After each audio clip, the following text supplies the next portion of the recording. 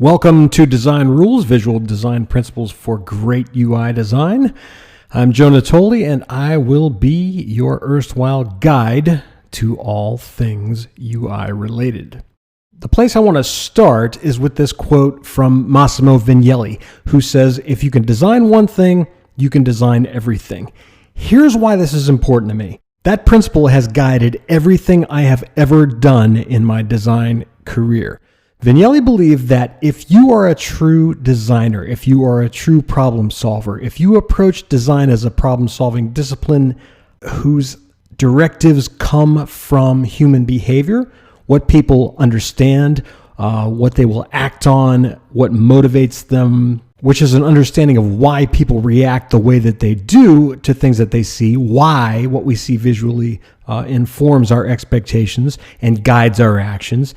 If you understand that, if you understand the relationship between human beings and what they see, you can apply that to anything you ever have to design. I firmly believe that. I've followed that principle for nearly 3 decades now, and it has taken me, as you will see, from graphic design to user interface design to user experience design. So keep that quote in mind as we go through this. Now, as I just mentioned, I started out as a print designer. Okay, I went to school for graphic design. I started my career in 1989, which feels like a million years ago, as a graphic designer. All I did, when I moved to UI and UX design a few years later, I was running my own firm at the time. All I did was I applied the same principles of good design that I used to design in print. The same things I learned in college, the same principles that have guided design for hundreds of years. Okay, that stuff hasn't changed. People will tell you that the rules have changed. I'm here to tell you that they haven't. So we didn't call it UX or UI or new media or interactive design or any of those things. Okay, we just called it design. And as I said, design is solving problems, not drawing pictures. So although everything we're going to talk about in this course is certainly visual in nature, the visual, the decisions you make, the why of the work that you're doing is based on the problem you are trying to solve, the challenge you're trying to overcome, the behavior you are trying to motivate in a user. So at Kent State University, as I mentioned, I was taught design as a problem-solving discipline, which means you're asking, does the design serve the purpose of its existence? Okay, does it communicate a brand message? Does it inform somebody? Does it educate them? What does it do aside from sit there and look pretty? How should it be perceived and received by the viewer, by the audience, by the person who needs to understand and interpret what we're delivering? Why does that matter to anybody? Okay, and that's a $1 million question that we ask in UX pursuits all the time. Why do we care? Why does anybody care? Okay, why does this matter to users? Why does it matter to the business? Which brings me to this, which I probably heard 1,000 times in the 4 years I was at college. And that is, if you don't have a good solution, you don't have a good problem. Here's what that means. If you can't come up with a compelling solution, a good design, then it means you haven't spent enough time figuring out what it is you're trying to accomplish with the design. What is it supposed to do? What is it supposed to do for the organization that you're putting it out there for in the first place? What is it supposed to help the user do, the viewer, the participant, however you want to look at that? Okay, what is it supposed to do? Again, if it was only supposed to sit there and look nice, then it would be hanging in a gallery on a wall, and we would go look at it and say, oh, hey, looks nice. That's not design. That's decoration. And as you'll hear from me, those are two different things. What I want you to understand is that the principles of good graphic design are the same principles that dictate good UI design.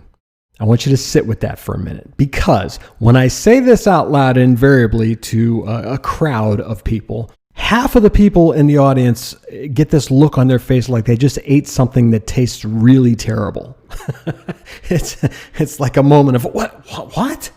It seems like blasphemy. All right, because everybody has this idea that the world of digital design and apps and sites and systems is completely different than the world of traditional graphic design, print design.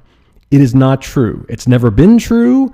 And despite what the media and any number of so-called experts will tell you, it's just flat out false. Okay, the principles that we follow for good UI design in every article you're ever going to read comes directly from the principles of good traditional print-based graphic design.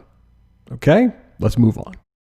I've used those same principles for some of the clients that you see on this screen, okay, in particular for their brand identities. These are logos. You can see that there's a wide variety of visual approaches here.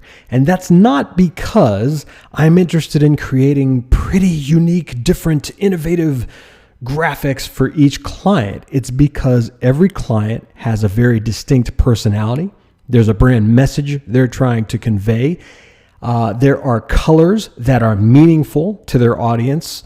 There are certain fonts, typography, typefaces that send a very specific message or evoke an emotion around who they are. So all these look very different for a reason. And I'll go through a couple of them with you. Work Strategy at the top left is a technology company. They wanted to communicate that the work they do is timeless. It's not tied to technological trends. They're consultants. They're problem solvers. Okay, so there had to be something in there that says we're forward thinking, we're well versed in technology, but it also needed to say we're calm, we're steady, we're reliable.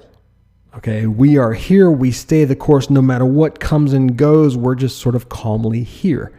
The Helvetica used there, Helvetica New, that is, communicates that. The fact that everything is lowercase communicates a sense of humanness, of friendliness. Okay, it takes everything down a notch.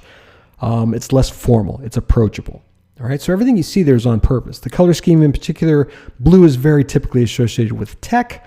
We used this sort of lime green, yellowy color because it's sort of a non-typical shade for that realm. So we wanted to imply something about the fact that this is a different type of organization. Jump over in that same row to Boohoo, which is a brand for babies, essentially. Okay, it's a apparel brand for infants. So you're trying to appeal to a parent's sense of fun, of play, of imagination, of comfort, of all the positive things that get associated with kids and their innocence and their natural inclination to be drawn towards characters and illustrations, right? So it sort of reflects all that. Go down to the Metro Squash logo right below it, for example. Fast, moving, the fact that everything is slanted, okay, suggests movement. This is literally an organization for squash players. And you see some movement in the M where we actually have a ball that is moving in motion. So all those things are meant to communicate something subconsciously about the sport. What I'm trying to get across to you is that all the visual decisions you see are purposeful. There's thought behind them. We didn't just pick these colors out of a hat because we thought they looked cool. We picked those colors because they were commonly associated with the sport. We used movement and italicization, if that's a word, of the typography of Metro Squash to suggest movement. We wanted something in the mark that suggests the sport. Okay, so even if nobody recognizes that as a squash ball, that's okay. We're still getting the idea across. Man and Man Architects below that. This is a husband and wife architect team. We wanted to say something about the fact that there are two people, same last name, right? Family oriented, perhaps in some way. Didn't matter that we communicated it was husband and wife, just that the two work together. They're intertwined. As you can see, the second M is built out of the negative space of the first M. We've got the name and their architects. Okay, so all these things communicate visually and suggest things visually to the people on the receiving end. All of that, all the principles that I've just sort of thrown out there about why these were designed the way they were, entirely relate back to how we design a user interface. There has to be purpose in the visual decisions we make. The same absolutely holds true for everything I have ever done that falls under the category of traditional graphic design, okay? From print pieces like the one you see at the top left, to posters, to labeling for local craft brew, to corporate literature, to ads, to restaurant advertising, to business cards, okay? It's all the same stuff. You think about what it is you're trying to convey. You choose appropriate color schemes, fonts, images, etc., to send that message. And you do it in a way that that particular expression is unique so that it says something specific to that brand, to that company, and to that viewer, that audience, that user. The same absolutely holds true for magazine design. This is a magazine that I helped found a short while ago. And when we did the interior layouts and the cover and the things that you see here, the goal was to keep this active, to break boundaries, to make things visually interesting enough that it sort of felt interactive in a way, right? Enough to keep your eye moving, enough to keep you engaged with the content. So here's a case where, although the design principles certainly come from print design, we were also thinking about the fact that in a digital age, we're introducing a physical artifact, which, because it doesn't move and you can't tap things and you can't interact with it in the same way, can certainly be a little more boring in some ways than something on the screen. So in this case, we tried to bring a little of the depth and movement and interactivity of UI design to the printed page. Here's an example of how color, contrast, and typography affect the emotional impact of print design. And you're going to see more of this related to interface design. What I want you to notice is this: the colors in blank canvas, in that typography there, those subtle colors are picked up from this photograph, okay? Every single one of those shades exists in that photograph. Now, that's a subtle thing. It's not something anyone would outwardly notice. You wouldn't look at this layout and say, oh, well, they obviously got those colors from different shades and little pixels, parts of the photograph. But that's exactly what we did. The reason we did it is because the subconscious mind actually picks up on that relationship. The only reason I point this out to you is to hammer home the idea that nothing in a UI design should ever be arbitrary. We don't ever make decisions just because we go, oh, that looks cool. All right, that looks cool doesn't help anybody do anything. It doesn't provide any emotional impact. It doesn't promote understanding. It doesn't encourage someone to turn the page or click that button or tap or swipe or download or share or do any of those things. These little details matter. And the reason why you create them and how you create them matters even more. You can take this all the way to something that is three-dimensional and physical. These are trade show booths, as some of you, I'm sure, have seen. Now, could you just hang up a sign and say, hey, we're working concepts, blah, blah, blah, whatever. Instead, the graphics here, their size, their relationship, the way that they're organized, even how the color scheme works in terms of hierarchy, is organized in such a way to bring your eye through this three-dimensional display in a very specific order. The high degree of negative space you see on the bottom rows on the left, for example, between those lines is very purposeful. Your eye follows those points. It's drawn to those points very quickly. That's an instantaneous, instinctive reaction. Everything you see here is done based on what we know as designers about cognitive response. Why people look at things, why they look at them in a certain order, and why they react to what they see. Again, there's no principle in anything you see here that is not or should not be applied to user interface design. Same goes for apparel. If I design a logo to put on a shirt, which is what this is, it should also contain some of the same principles. Visual interest, points of tension, which you can see the give, the good, the UX, they're all sort of touching that outline square in various ways. Those are points of visual tension, and they're there on purpose because your eye naturally goes to those points. When things touch, that's tension. That's an old concept, but it's reused in a lot of modern systems, sites, interfaces, mobile apps, games, you name it. Okay, so all I'm trying to show you here is how this stuff applies to traditional physical products as well as their digital counterparts. So when we get to an actual interface, okay, we apply the same principles.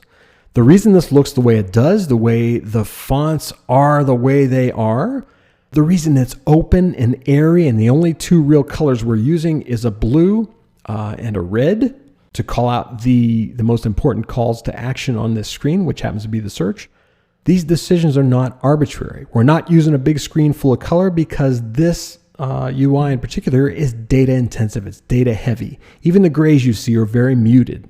Okay. The reason for that is we want the content, which is the most important thing on the screen, to come forward. Okay. These are conscious visual decisions. So the very first of many UI design mantras you're going to get throughout this course is this. Just like the quote we started with from Massimo Vignelli, where we said, if you can design one thing, you can design anything. I want you to remember this. Design is design is design. Is design is design is design. Okay? Whether it's graphic or industrial or architectural or visual or user interface design or UX design or information design or interactive design, all right, we could go down the list. It is all the same thing. You are starting with what needs to be accomplished. You are starting with how human beings react to what they see and why.